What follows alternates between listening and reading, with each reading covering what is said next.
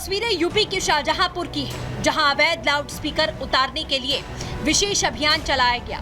Police प्रशासन ने अभियान चलाकर धार्मिक स्थलों पर लगे गैर कानूनी लाउडस्पीकर्स को हटवाया और उनकी ध्वनि स्तर की जांच की। वहीं संभल जिले में प्रशासन ने स्पष्ट निर्देश दिए हैं, किसी भी मस्जिद में लाउडस्पीकर का उपयोग हुआ तो सख्त कार्रवाई की जाएगी। इसके चलते मस्जिदों से लाउडस्पीकर पूरी तरीके से हटा दिए गए। प्रशासन लगातार बोल रहा है कि जो गाइडलाइन है सुप्रीम कोर्ट की, उसके तहत जो कार्रवाई है वो साफ तौर पर की जा रही है। ये सैफियों वाली मस्जिद का लाउडस्पीकर है, ये तुर्को बड़ी मस्जिद का लाउडस्पीकर है। तो इसी तरीके से तमाम जो मस्जिदों पे लाउडस्पीकर लगे थे, जिनकी एक तरीके से वॉल्यूम की बात कर लीजिए वो कई किलोमीटर तक कवर करते थे, उसी को लेकर जो कार्रवाई है वो प्रशासन ने की है और तमाम जो लाउडस्पीकर है उनको हटाया गया है।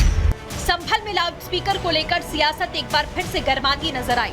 समाजवादी पार्टी के जिला कार्यकारी सदस्य फिरोज खान ने संभल के डीएम और एसपी को रमजान के मौके पर दिन में 2 बार मस्जिद से लाउडस्पीकर के जरिए अजान करने की इजाजत मांगी। मैंने सिर्फ इतना अनुरोध किया कि रोजा खोलने का वक्त हो गया, इतनी इजाजत। ये कितनी देर की बात है? 30 सेकंड की।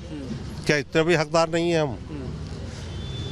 रोजा रखने की रात को जगा के उसको कि सहरी का वक्त हो गया, आप सहरी कर लीजिए। लोग उठ गए, सहरी का तैयारी करी, सहरी कर ली। सहरी का वक्त खत्म हो गया, आप कोई चीज़ खाने पीने की आप कोशिश ना करें। बंदिश लग गई, 30 सेकंड की बात खत्म हो गई।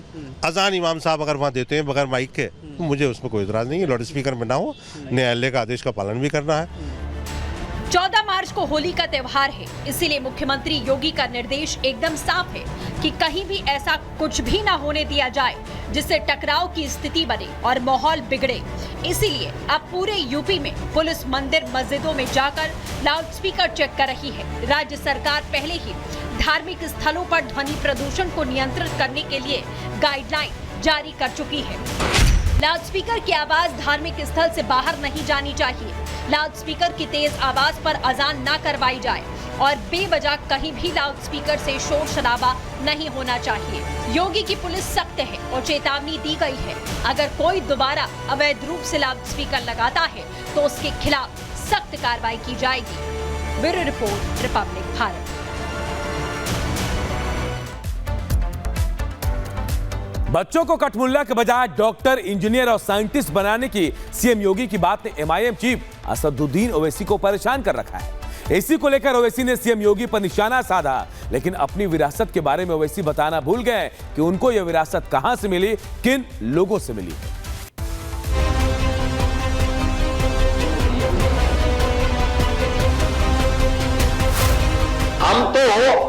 हम तो परंपरागत मुल्ला और मौलवी बनाने की बजाय हम वैज्ञानिक बनाना चाहते हैं। एपीजे अब्दुल कलाम बने तो वैज्ञानिक बने। स्कूलों में फ्री एजुकेशन की व्यवस्था की जा रही है, आधुनिकीकरण किया जा रहा है। ये डबल इंजन की सरकार पैसा उपलब्ध करवा रही है, लेकिन कठमुल्लापन की संस्कृति नहीं चलेगी। ये सरकार का पहले दिन का संकल्प है। यूपी विधानसभा में दिया गया सीएम योगी आदित्यनाथ का ये बयान एआईएमआईएम चीफ ओवैसी को चैन की सांस नहीं लेने दे रहा है और इसी को लेकर ओवैसी ने सीएम योगी पर निशाना साधा है और सवाल उठाया है कि उन्हें तो उर्दू नहीं आती है, मगर वो साइंटिस्ट क्यों नहीं बन गए। उत्तर प्रदेश के चीफ मिनिस्टर ने उत्तर प्रदेश की असेंबली में ये कहा कि उर्दू पढ़ना कठमुल्लाओं की तरह मौलाना बनाना की बात है, साइंटिस्ट नहीं बनते। अब जाहिर है उत्तर प्रदेश के मुख्यमंत्री को तो उर्दू नहीं आती, मगर वो साइंटिस्ट क्यों नहीं बने, उसका जवाब वही दे सकते हैं। वहीं सीएम योगी आदित्यनाथ का कहना है कि वो बच्चों को मौलवी के बजाय डॉक्टर, इंजीनियर और साइंटिस्ट बनाना चाहते हैं, लेकिन शायद ओवैसी की राजनीति की मजबूरी ही ऐसी है कि वो मुस्लिम बच्चों को डॉक्टर, इंजीनियर और साइंटिस्ट बनाने के बजाय कठमुल्ला या मौलवी बनाना ही ज्यादा पसंद करते हैं, क्योंकि कट्टर सोच और जिहादी मानसिकता ही ओवैसी जैसे सियासतदानों की सियासत का आधार है। ओवैसी यही नहीं रुके, उन्होंने योगी की विचारधारा के बुजुर्गों पर भी सवाल खड़े कर दिए।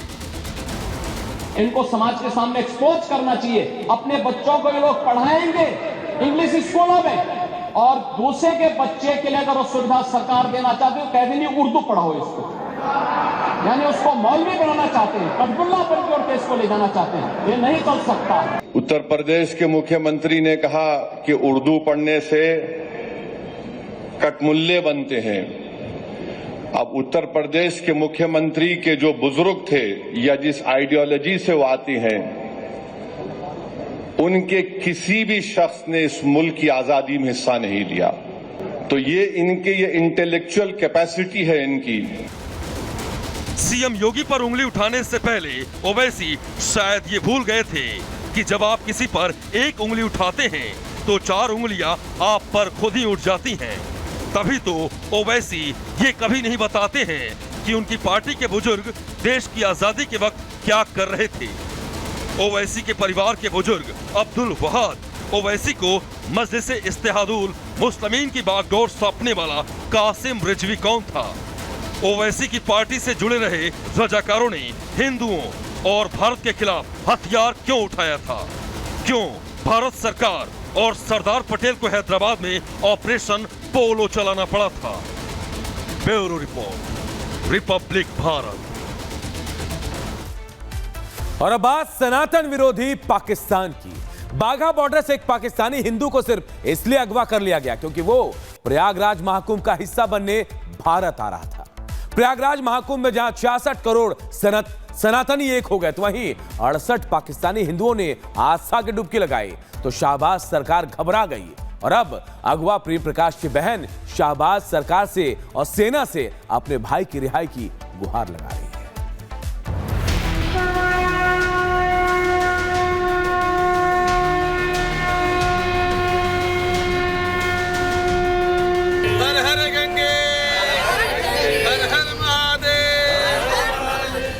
भारत में 66 करोड़ से ज्यादा सनातनी एक हो गए और एकजुटता का ये संदेश पूरी दुनिया ने देखा। लेकिन सबसे ज्यादा टेंशन किसी को इससे हुई तो वो है पाकिस्तान, क्योंकि इस एकता के लिए जब पाकिस्तानी हिंदू भारत आने लगे तो शाहबाज सरकार खौफ खाने लगी। खौफ इस बात का कि कहीं पाकिस्तान में हिंदू एकजुट ना हो जाएं, क्योंकि ऐसा हुआ तो ना शाहबाज बचेंगे ना उनके फैसलों पर कोई अमल करेगा।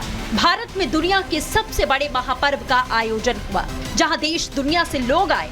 पाकिस्तान से भी हिंदू महाकुंभ में डुबकी लगाने आए। पाकिस्तान से 68 श्रद्धालु आए, वो भी सिंध से थे। तस्वीरें 6 फरवरी 2025 की हैं। त्रिवेणी संगम में स्नान से पहले उन्होंने हर हर गंगे और हर हर महादेव के जयकारे लगाए। मैं कराची से आया हूँ। दिल में ये काफ़ी सालों से उमंग थी कि कुंभ का मेला हो, हम जाएं। यहाँ पर पहुँच के हमें बहुत मज़ा आ रहा है।